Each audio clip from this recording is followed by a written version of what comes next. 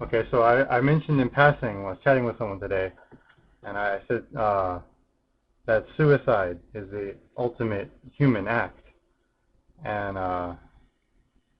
justifiably, I was asked, what do you mean by that? And I thought I would explain it here because I don't feel like typing it all out. Basically, what I meant is, by saying suicide is the ultimate human act, obviously I'm not saying, I'm not saying suicide is like a good thing, I'm not saying, obviously, that, I'm not promoting suicide. I'm saying it's the ultimate human act in the sense of what? Basically, well, okay, it kind of ties into the whole idea of skepticism, right? Which is philosophy. That's what it is. It's, or you don't even have to use the word philosophy. Just trying to understand the world, it means skepticism. It means you have to look at, well, what do I really know? What do I not know? Blah, blah, blah. And what does that lead to? It leads to, the whole idea that everything that we see and hear could be an illusion. We don't know if it's true or not. We could all be in the Matrix, or it could be brains and bats. I see things and I hear things and it looks true to me, but I have no way to actually test it to be 100% sure. So I can doubt everything. I don't know if there really is a person here or anything around these things around me. It could all just be made up. I could be being tricked. But so what do I really know? And that's where Descartes had that thing where he was all, I think therefore I am. That was supposed to be the one thing you can't doubt, right? Like, it's maybe everything else is a lie, but something is here thinking, and since something is thinking, something exists, and that was supposed to be the starting point, right? Anyway, it's kind of related to that in the sense that, well, now actually we kind of doubt that as well. I mean, it's possible now.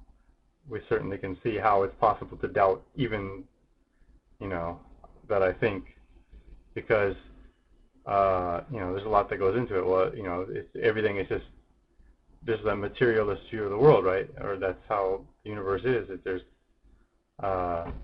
no I there. For example, there's no thing inside my head that's me to be thinking, Anyway, so now people doubt that as well. So what is left? And that it basically comes out of that idea, just saying, when you doubt everything, even all the way down to the one thing that's supposed to be fixed, the fact that I exist to begin with, it's possible even to doubt that. So what is left? What is the one thing that you really can't doubt? And I think you could say that, well, as a proposition.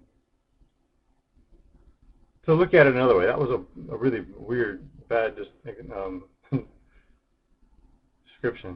explanation. To look at it the other way, or another way, you can say, like, for example, in mathematics or whatever, any system of knowledge or meaning, not just our language that we use to understand the world or whatever. You can look at math or whatever, and you can say, if you have any proposition, you can just make up anything, and if it agrees with everything that you've assumed so far, if it agrees with everything else, and it doesn't contradict itself, and none of its consequences, none of the things that your made-up proposition suggests or requires as a consequence, if none of that has any conflict with all the other stuff you're suggesting or assuming, then it's real, it's true. That's all you need.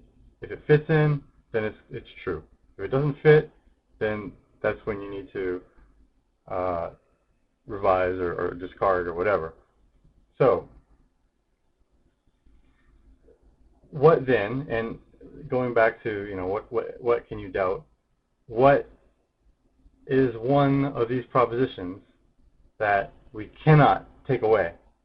And what that is that the proposition that life is worth living. For example, I can take away everything. I can take away my, things that I base my reality on. I'm a human. Maybe I'm not. My name is Leo. Maybe it's not. You know, I'm here. Maybe I'm not really here. You know, I could take away all that. Maybe it's not true, and then I can try to see what comes from that, and only accept things as true if they agree with that. I can take anything as that base point, and maybe say this could be true or it could be false either way. But what you can't say could be true or could be false is the idea that life is worth living. You have to assume that's true. You have to assume that's true. You can't take that away. Because if you take that away, if you decide life is not worth living, then by doing that, that means kill yourself, right? Shakespeare, to be or not to be. That is the question, right? Because if you decide not to be, then that ends it. That's the one proposition you can't take away, because if in the act of doubting it, okay, it's not worth living, kill yourself, the rest of the system, you can't build on top of that. Obviously, you erased yourself as an agent able to associate meaning and create that kind of thing. It cancels itself out. So that's what I meant. This idea that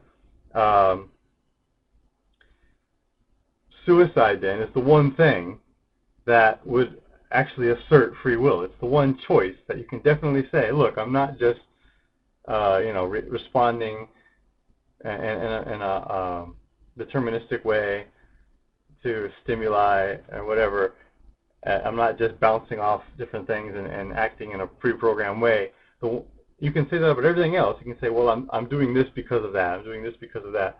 But the one thing that doesn't fit in with any of that is just saying, no, I'm not going to play the game to begin with. I'm not going to even try to be a part of the world, of this life world. I'm just going to not play the game and kill yourself, whatever. That's like the one ultimate human act. That's the ultimate exercise of free choice. But in so doing, you have to destroy yourself. So it's not, not saying people should do it, because you shouldn't. But I'm just saying, if you're trying to tear down this idea, what do I need to assume is true? What do I need to assume a priori? I never knew how to pronounce that. Moving on. What do I need to assume? It has to be, this you have to assume is true. You can't take it away.